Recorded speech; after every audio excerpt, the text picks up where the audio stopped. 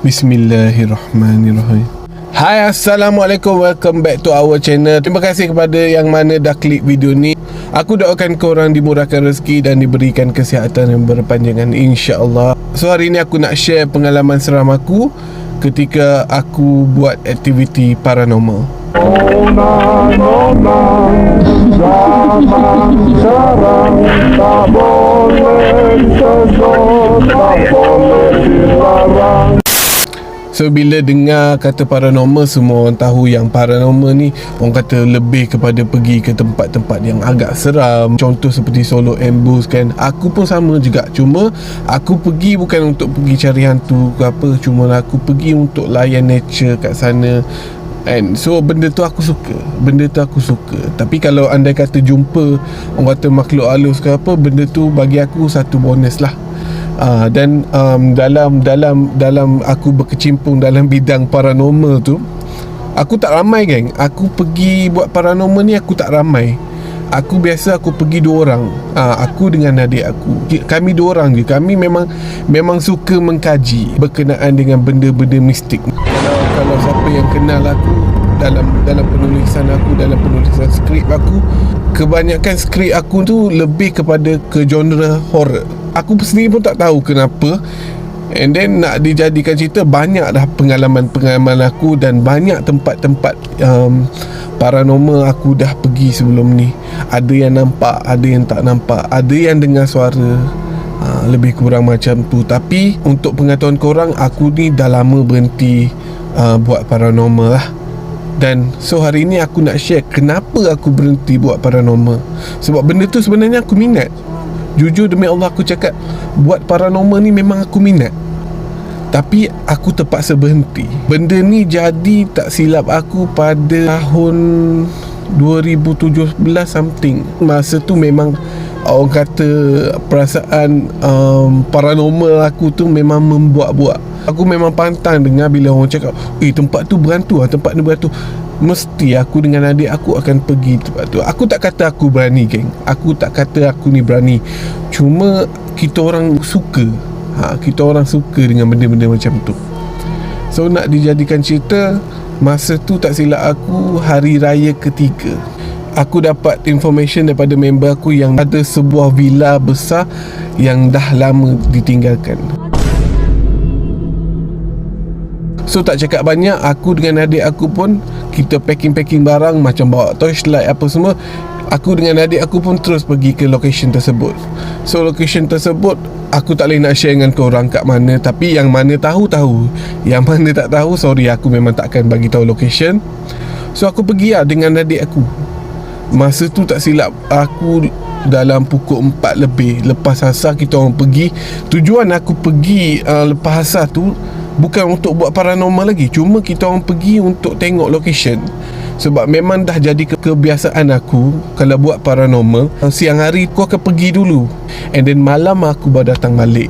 Untuk kita orang tahulah macam mana tempat ke, andai kata jadi apa-apa malam, so kita tahu jalan-jalan nak keluar apa semua kan. Aku nak singkatkan cerita, kami pun sampailah di depan sebuah villa yang dikatakan orang kata berhantu lah. Jadi aku pun turun daripada kereta apa semua, tengok kawasan villa tu. Memang villa, keadaan villa masa tu memang tak terurus lah geng.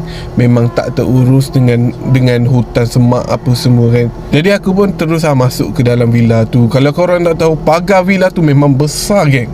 Villa tu tak silap aku ada 4 tingkat. So dah jadi kebiasaan macam kita orang ni buat paranormal, memang kita orang tak akan baca apa-apa. So memang kita orang pergi kosong. Tak cakap hebat kan, aku bukan nak cakap aku ni hebat, tak. Tapi bodoh juga kadang-kadang aku rasa benda tu bodoh. Sebab bermain dengan benda-benda halus ni sebenarnya bahaya geng. Jangan main-main dengan benda ni.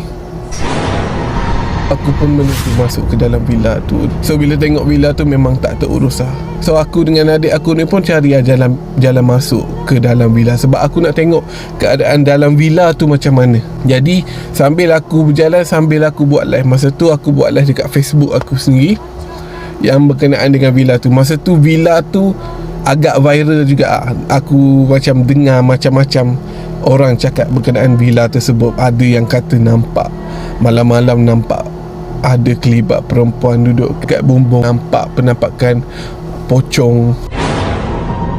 Bila aku dengar benda tu, perasaan untuk pergi aku tu lebih membuak-buak. Orang cakap macam tu.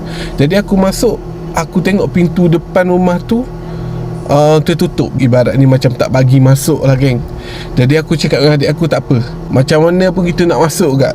Aku cakap dengan adik aku, tak apa, kita pergi ikut belakang. Kita orang pergi ikut belakang. Jadi aku dengan adik aku pusing-pusing ke belakang tu. So dalam keadaan belakang tu agak semak sama sikit. Ada yang dinding-dinding dah berlumut apa semua. So nak dijadikan cerita, pintu belakang tu terbuka, yang membuatkan aku boleh masuk dengan adik aku. Alhamdulillah. So kita masuk. Sambil aku buat live. Sambil masuk sambil aku buat live. Dalam live aku tu ramai yang komen, yang cakap hati-hati apa semua kan. Masa tu aku ni agak muda dan agak bodoh sikit kan. Jadi masuk tengok dalam keadaan rumah tu memang agak besar kan. Rumah tu memang agak besar, tak dinafikan, memang rumah tu agak besar geng. Orang kata, aku sempat lagi bergurau dengan adik aku. Aku cakap dengan adik aku yang andai kata kalau ada hantu keluar kat depan ni, memang kita tak akan jumpa jalan keluar. Sebab bilik dia tu macam connecting. Kau tahu tak? Bilik dia tu macam connecting antara satu ke dua, dia ada connecting. Dia banyak blok. Kalau dalam tu dia banyak blok. Kita orang pun masuk explore. Keadaan dalam tu memang bersepah. Aku boleh cakap keadaan rumah tu memang bersepah. Memang tak terurus langsung lah. So kita orang masuk daripada tingkat 1 naik ke tingkat 2. Yang tingkat 3 ni special geng. Yang tingkat 3 ni special. Dalam tingkat 3 tu, dia ada macam satu tangga besar. Satu tangga besar yang menuju ke tingkat 3 tu. Aku terpandang satu tulisan yang tak tahu siapa tulis, yang dia cakap macam ni, hati-hati nak naik tingkat 3 tu, anda diperhatikan. Tulisan tu tak ada macam cyborg, tapi dia tulis kat dinding. So kita orang pun naik ke tingkat 3. And then lepas tingkat 3 kita naik ke tingkat 4. So tingkat 4 tu memang aku terkejut, sebab keadaan di tingkat 4 berbeza dengan tingkat 1, 2 dan 3. Bersih. Aku boleh cakap yang tempat tu bersih. Tingkat 4 tu bersih geng. Memang bersih, sebersihnya. And then semasa aku buat live tu, kita orang pun lepak dekat balcony rumah tu. So boleh lah sambil-sambil petang kan. So sambil-sambil layan pemandangan. So aku borak dengan viewer aku dekat live ni. So borak. Aku tersebut satu benda yang aku rasa benda tu tak sepatutnya aku sebut sebenarnya. So aku cakap dekat live tu, aku cakap siapa cakap tempat ni berhantu? Aku cakap macam tu kat live. Aku cakap, siapa cakap tempat ni berhantu? Bila aku fikir-fikir balik sekarang, memang aku ni bodoh gila lah cakap benda-benda macam tu kan. So lepas pada tu kita orang pun balik rumah. Semasa ada kat sana, memang kita tak rasa langsung ada gangguan. And then tak rasa meremang langsung masa kita orang buat Ricky kat rumah tu. Bila dah sampai rumah, dah mandi apa semua, aku dah mula rasa tak sedap badan. Aku rasa macam nak demam, aku rasa macam nak muntah. Aku tak tahu nak explain kat korang macam mana keadaan aku masa tu. Memang kondisi tubuh aku tu boleh katakan tak sihat. Aku sering rasa resah. Aku fikir yang benda bukan-bukan. Aku fikir nak mati apa semua kan. And then yang paling menyeramkan geng, setiap kali kalau aku tidur pukul 10, pukul 3 pagi, aku mesti akan tersedar.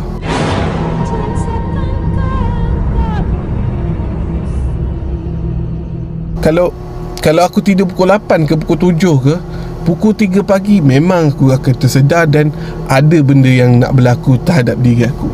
Sebagai contoh, dia kalau nak dekat pukul 3 macam pukul 2.30 lebih, aku mesti tersedar untuk hadap pukul 3 tu.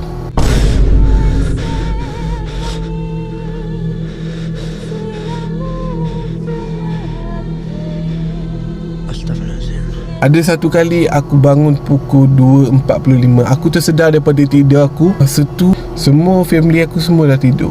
So pukul 2.45 tu aku sedar geng. Bila aku sedar tu, aku dengar macam bising kat dapur rumah aku tu. Kalau korang nak tahu, bilik aku memang dekat dengan dapur kan. So bila benda-benda berlaku kat dapur, aku dengar. So aku bunyi bising, bunyi macam ada orang kat dapur aku.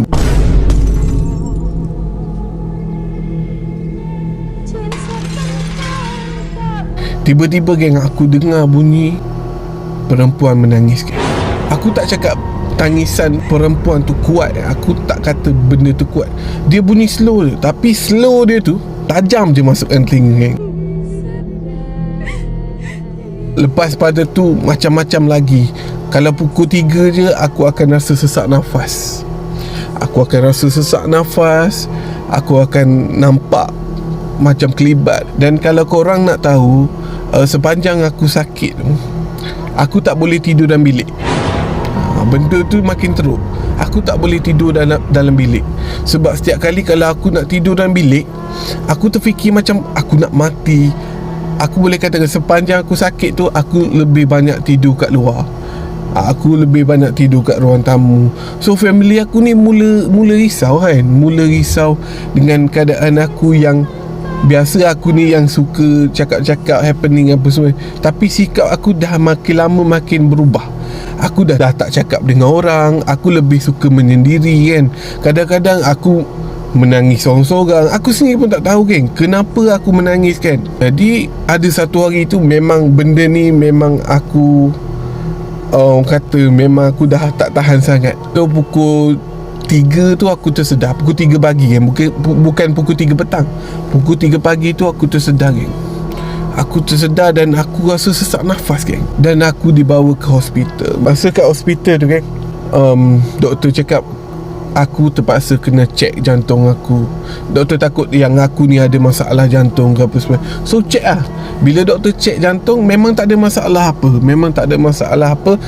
Doktor cakap jantung aku okey, pernafasan aku okey, semua okey. Tapi bila balik rumah, aku still akan jadi macam tu balik. Akan nampak kelibat macam perempuan lalu lalang.